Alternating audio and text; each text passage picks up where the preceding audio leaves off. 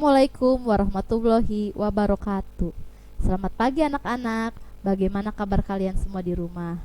Ya, dimanapun kalian berada, semoga kalian dalam keadaan sehat walafiat. Ya, perkenalkan, nama Ibu Santi Herliah dari SD Negeri Kedung Krisik, Kota Cirebon. Hari ini Ibu akan menerangkan tentang tema 1, pertumbuhan dan perkembangan makhluk hidup. Subtema 4, pertumbuhan dan perkembangan tumbuhan. Pembelajaran 3 dan 4. Ya, sebelum kita ke pembelajaran, Ibu akan mengingatkan tentang protokol kesehatan. Karena sekarang kita sedang pandemi COVID-19, kita harus menjaga protokol kesehatan ya anak-anak, dengan cara 5M, yaitu memakai masker, mencuci tangan, menjaga jarak, memakai hand sanitizer, dan menjauhi kerumunan. Mari sebelum kita mulai pembelajaran, kita baca doa terlebih dahulu. Mari kita bersama-sama berdoa ya anak-anak. Doa mulai. Bismillahirrohmanirrohim. Raditu billahi robba wabil islami dinna wabim muhammadi nabiyya wa rasulla. Robbi zidni ilma warzukni fahma. Amin ya robbal alamin. Artinya, aku ridho Allah sebagai Tuhanku, Islam sebagai agamaku, dan Nabi Muhammad sebagai Nabi dan Rasul. Ya Allah, tambahkanlah kepadaku ilmu dan berikanlah aku pengertian yang baik. Ya, setelah berdoa, kita langsung ke materi ya anak-anak. Materi pembelajaran hari ini, yang pertama, kita akan mengenal bunga nasional. Yang kedua, pembagian bilangan. Yang ketiga, kerajinan mozaik. Yang keempat, bekerja sama. Yang kelima, perkembangbiakan dengan umbi. Tujuan pembelajaran hari ini mengidentifikasi berbagai macam bunga, mendeskripsikan salah satu bunga, menyelesaikan soal pembagian, membuat salah satu kerajinan teknik potong, memahami pentingnya bekerja sama, dan yang terakhir menjelaskan tumbuhan yang berkembang biak dengan umbi.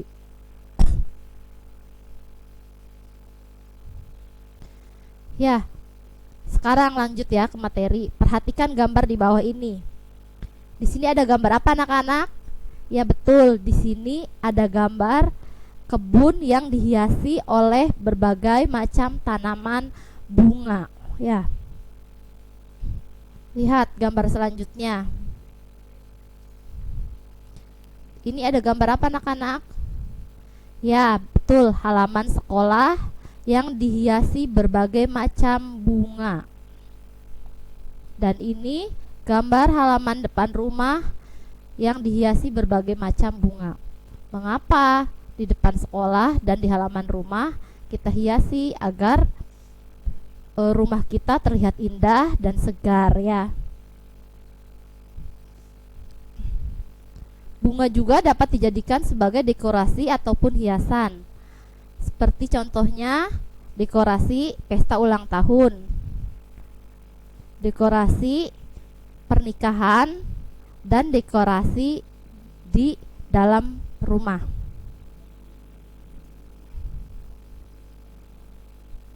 Ya, sekarang Ibu akan mengenalkan berbagai macam bunga yang ada di negara kita ya. Ini coba anak-anak tebak ini bunga apa? Ya, benar.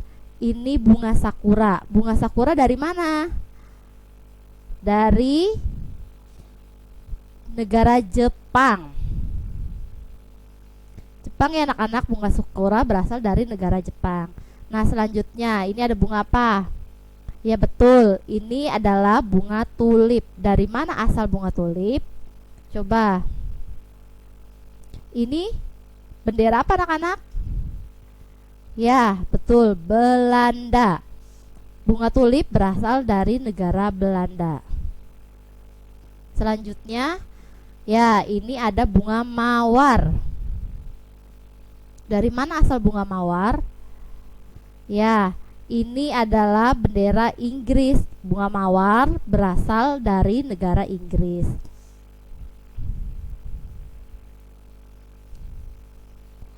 Ya anak-anak, tadi ibu sudah mengenalkan kalian 3 jenis macam bunga yang ada di negara tetangga ya. Sekarang kita akan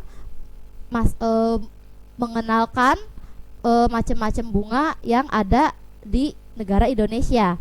Ya, di Indonesia juga memiliki 3 jenis bunga nasional anak-anak, yaitu anggrek, melati, dan Rafflesia arnoldi. Bunga nasional adalah bunga yang dapat mewakili karakteristik sebuah bangsa dan negara. Bunga melati, ya. Bunga melati merupakan tumbuhan dari Asia Selatan. Bunga melati sendiri sering digunakan dalam berbagai kegiatan budaya dan acara adat. Contohnya seperti acara pernikahan. Warnanya yang putih melambangkan kesucian dan keelokan budi yang sederhana, namun menawan.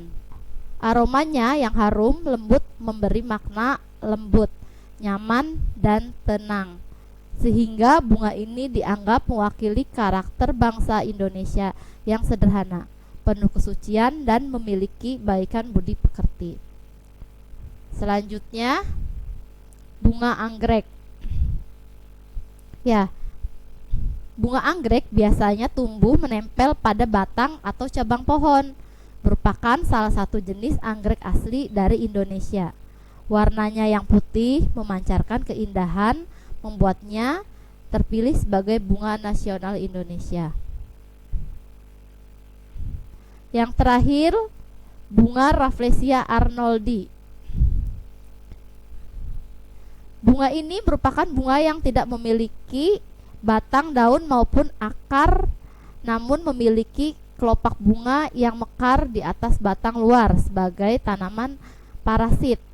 Hal yang menarik dari bunga ini adalah warnanya yang merah terang sehingga menarik perhatian dengan ukurannya yang bisa mencapai 70 sampai 110 cm dengan ketinggian 50 cm. Masa mekarnya pun ternyata hanya beberapa hari dan jauh berbeda dengan masa pertumbuhannya, bisa mencapai 9 bulan. Bunga ini juga merupakan bunga yang belum berhasil ditanam di luar habitat sehingga hanya bisa ditemukan di hutan. Karena keunikan, kesulitan, dan kekhasannya itu, bunga Padma dipilih sebagai puspa langka. Ya anak-anak, kita telah mengenal macam-macam bunga yang ada di Indonesia ya. Selanjutnya, coba perhatikan nih. Di sini ada gambar apa anak-anak? Di sini ada gambar seorang pedagang yang sedang menjual tanaman bunga, yang jual ya berbagai macam bunga beserta vasnya ya. Kita lanjut, kita belajar tentang bilangan pembagian. Ya, di sini Ibu ada contoh soal. Seorang pedagang bunga memiliki 125 tangkai bunga. Bunga-bunga tersebut akan dimasukkan ke dalam 5 vas bunga. Berapa jumlah bunga dalam setiap vas? Perhatikan ya anak-anak, coba. 125 dibagi 5. Coba kita dari angka awal ya, yang depan, angka 1. 1 dibagi 5 bisa tidak? Tidak bisa ya anak-anak. Kita mundur, yang kedua, 12. 12 bagi 5 bisa tidak? Kalau tidak bisa, cari perkalian 5 yang hasilnya mendekati 12. Berapa? Ya, 2, betul. 2 dikali 5 sama dengan 10. Hasilnya 1 dikurangi 1, kosong, tidak usah ditulis. 2 turun ke bawah dan 5 turun.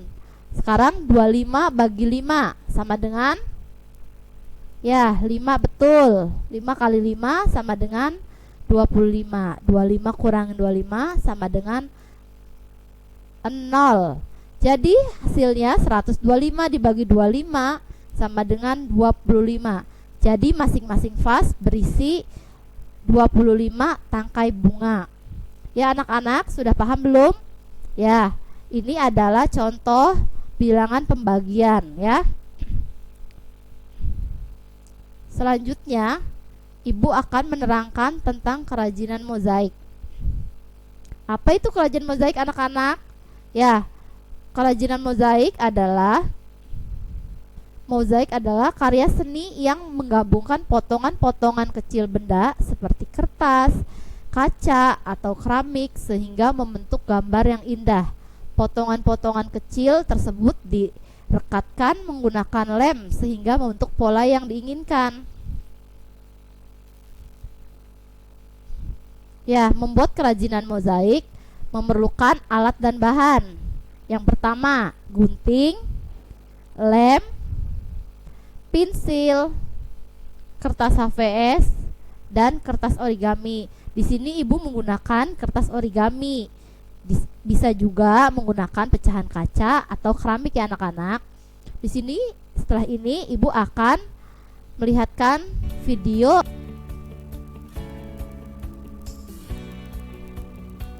Hai semuanya, di video kali ini kita akan membuat mozaik dari kertas origami. Yang kita butuhkan yaitu tentu saja kertas origami, kemudian lem, dan satu lagi kertas gambar.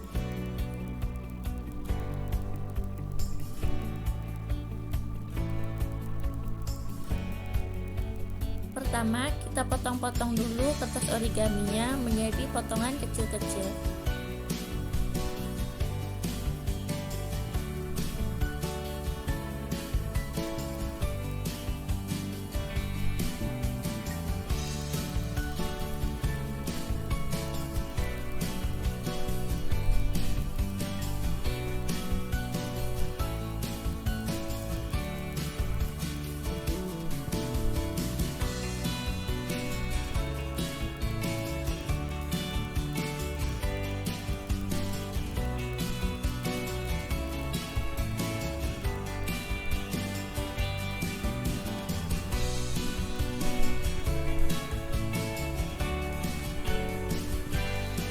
Kemudian kita tempel ke gambar yang sudah kita buat ya teman-teman. Untuk menempelnya kita dapat menggunakan alat bantu seperti jarum atau benda runcing lainnya.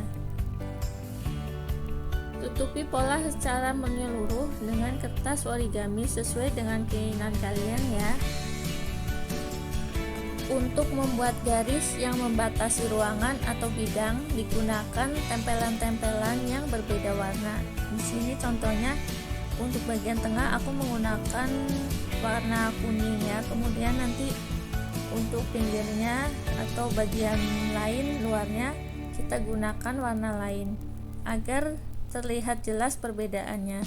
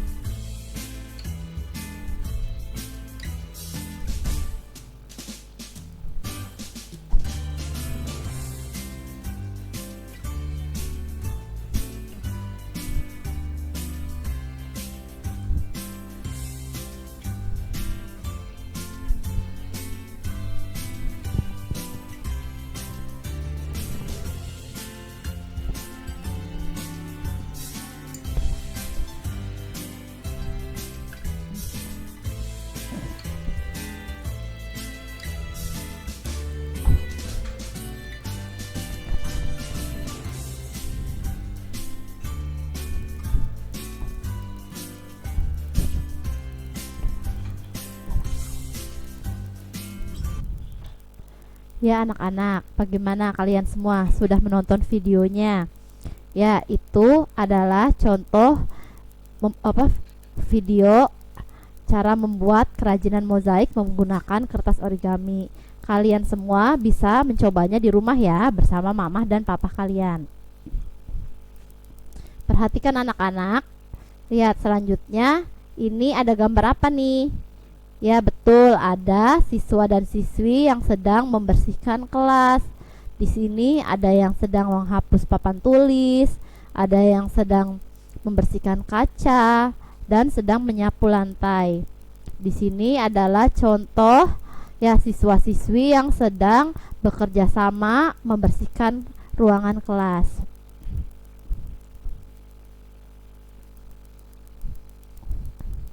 Lihat ya gambar selanjutnya. Di sini ada kerjasama di sekolah yang sedang dilakukan siswa-siswi untuk belajar kelompok. Apa sih kerjasama? Kerjasama itu adalah sebuah usaha yang dilakukan oleh beberapa orang atau kelompok untuk mencapai tujuan bersama. Pentingnya bekerja sama itu akan terciptanya persatuan dan kesatuan, meringankan beban pekerjaan, dan mempercepat penyelesaian pekerjaan. Kerjasama tidak dilakukan di sekolah saja anak-anak, kerjasama juga dilakukan di dalam lingkungan rumah, lingkungan keluarga ya. Dengan cara apa? Dengan cara membersihkan rumah bersama semua anggota keluarga. Selanjutnya kita akan belajar tentang perkembangbiakan dengan umbi.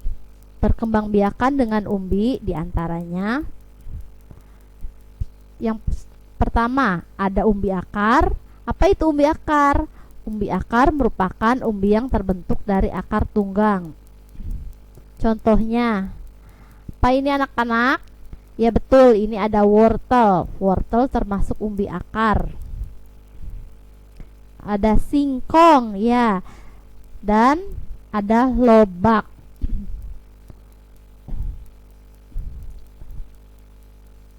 Yang kedua ada umbi batang. Apa itu umbi batang? Umbi batang merupakan umbi yang terbentuk dari batang atau struktur modifikasi batang. Umbi batang mampu memunculkan tunas ataupun akar. Contohnya kentang, jahe, dan talas.